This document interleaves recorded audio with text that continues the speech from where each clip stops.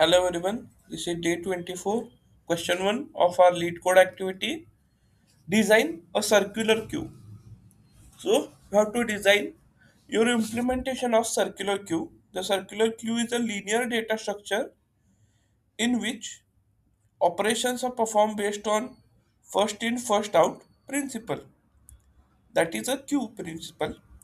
And the last position is connected back to the first position to make a circle. That it is also called ring buffer.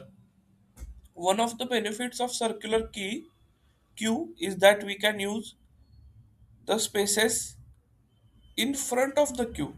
In normal queue, once the queue becomes full, we cannot insert next element even if there is a space in front of the queue. But using the circular queue, you can use the space to store new values. So what are class methods we have to define?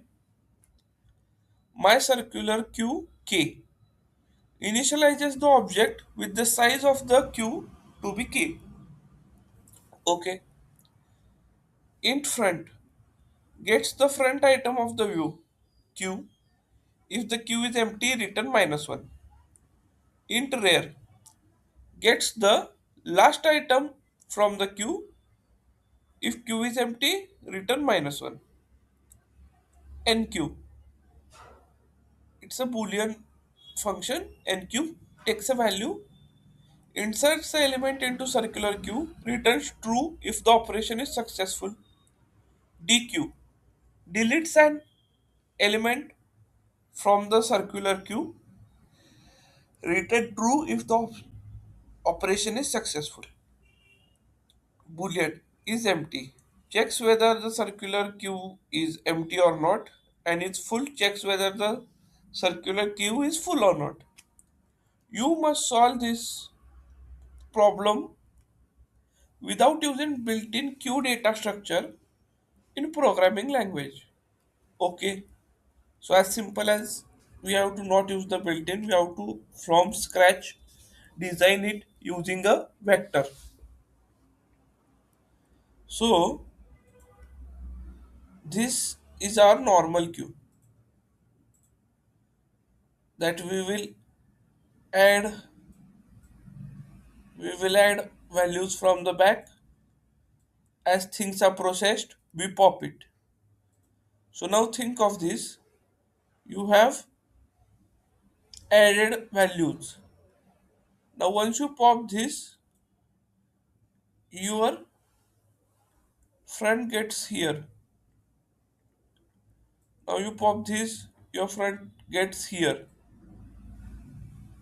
Now I want to add something, but the queue is full, so you cannot add anything. But these two memory addresses, these two containers, these two are empty. Not empty, but they are what we say. They are not in use right now, so we can actually use them. So that's why we will build a circular queue. What we'll do? So this is the analogical form of this data structure. That is, it will get reversed back like the last element is collected to the first element. So now if we pop this, our front is here and we want to add values. So here we cannot simply add it because we have not connected this, like this is a simple queue. So we have reached the end, we will just stop adding things. But in our circular queue, if this we would have implemented the circular queue, we can simply add values here and then next here. And now once the whole thing is covered, now we will return -1 if anything NQ, that we have to add anything.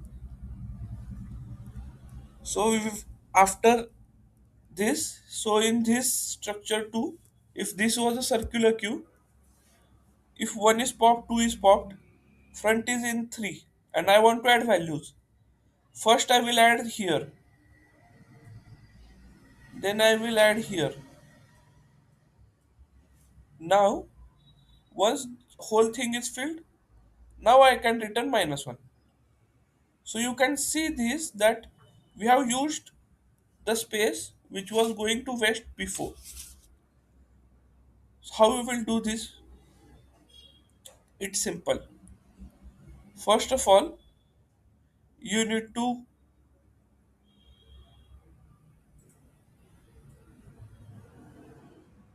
so this is our queue. Okay. We will declare few variables which will help us a lot in our solution. Front. What is front? So suppose there are,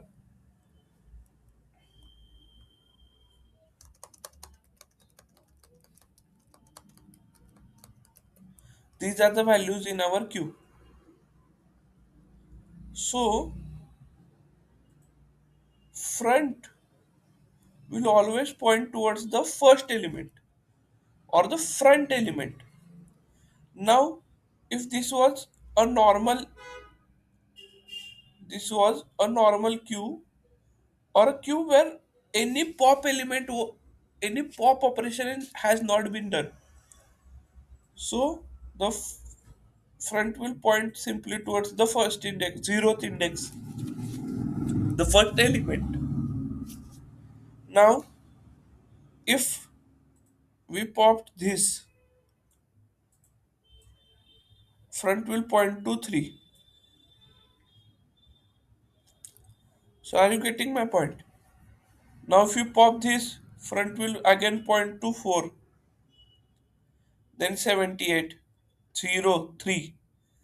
Now if we have reached the end, suppose that this was end of our queue, this was the capacity, whole capacity of our queue. Front will wrap back to the 0th index because this is a circular queue and it will track. So the next variable is rear. So what rear tracks? Rear tracks the index where the next element should be added. It will track the next index, the index where the next element should be added. So first of all, front and rear both will point to 0. Now once a element is added, rear will point to the first index because 0th index already a element exists. So rear will point to the rear, point to the first. Now here is added, then it will point to next. So on and it reaches the end. Suppose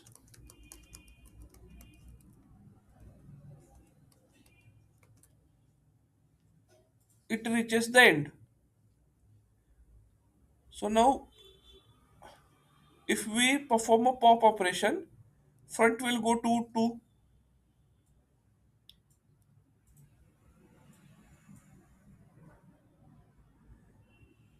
So front, when front will go to 2, rear rear will go to 1 because here here the space is over. We have reached the end. But as 1 is popped, this is the index or this is the address where the next element should go. So as soon as front moves to the first index and rear is at the last index, it will move to the 0th index. That is, it will always point towards the index where the next element should be added. Size is the simply number of elements in the queue. Capacity is the maximum elements the queue can hold. And vector. So vector ARR, or I will call it array, we will use this to actually store our values. So how the things will go? Firstly, this is our constructor. The constructor will initialize front to 0 because first, of course, the front will be the first index. Also rear will be the first index because remember rear always points to the index where the next element should go. And if there are no elements in the queue, the next element should go to the zeroth index, that is the first element. Size is 0 because there are no elements in the queue. Capacity is equal to k, that is the maximum value, and array dot resize k. So we have first declared array, and now we have resized it. We have assigned a size to it, that is k. So the first is NQ. How NQ will work? Now, firstly, if size is equal to capacity, return false. So now what was size?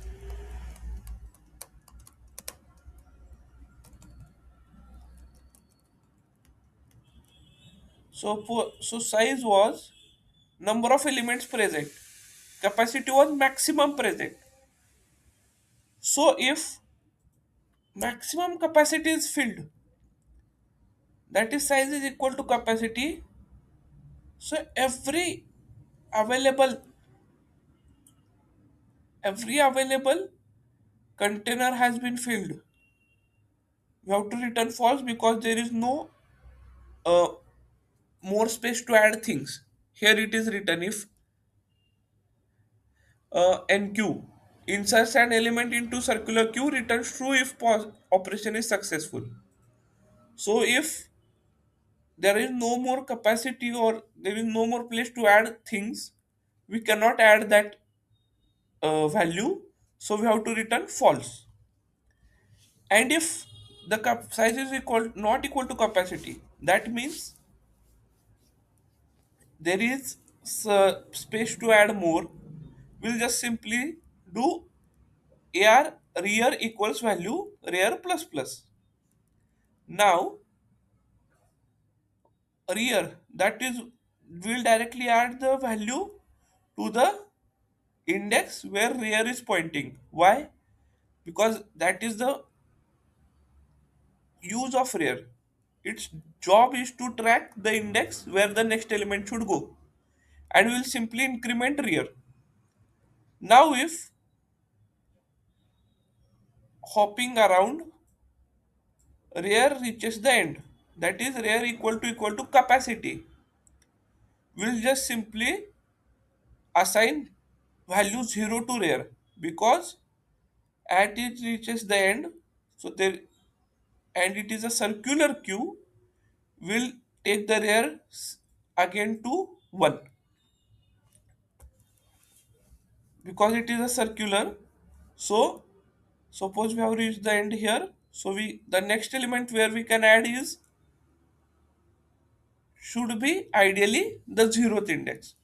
Now if already there is something present in the zeroth index, that means the whole thing is filled. So in that case, size equal to capacity will be true and it will return false. But if it is nothing is present, then of course rear can then add the value in the zeroth index. Size plus plus return true. Why size plus plus? Because we have successfully added a element in our queue. So we have to increase the size, that is the number of elements in the queue, and we have to return true because it was done correctly. Now DQ. So dq, if size is equal to 0, return false. So size is equal to 0 means q is empty. So q is empty. Then what? There is nothing to remove. So we simply return false. And if size is not equal to 0, that is q is not empty, we will just simply plus plus front. That is, if suppose there are values right now, front is here. So I have to dq1. I'll just simply go forward to 4.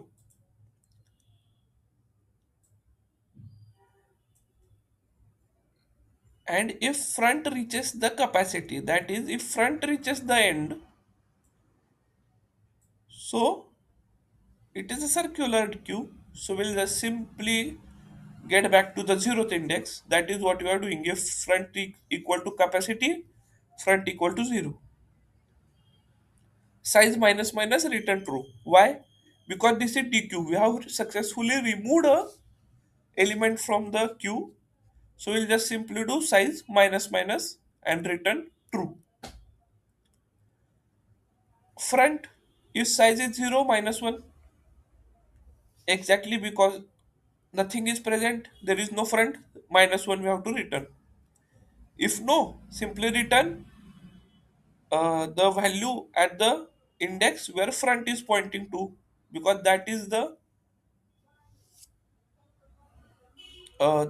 use of front. You are using the front here to point towards the index where the front element is there. If rare, so now rare, same. If size equal to 0, return 0. Size is equal to 0, return 0. Sorry, size equal to 0, return minus 1. Because the queue is empty, so we have to return minus 1. If rare is equal to 0, return capacity minus 1. Why? So now think this carefully. What is rear? Rear, rear is pointing to the element where the index where the next value should go. So the actual value at the back is one index behind of rear. Here, if this is the queue, rear is pointing here where the next element should go. So the actual value which is at the rear or the back of the queue is one index behind. But now if rear is at 0, that means what is previous of 0? Here you can see. If rear is at if rear is at 1, previous of 1 is the last element.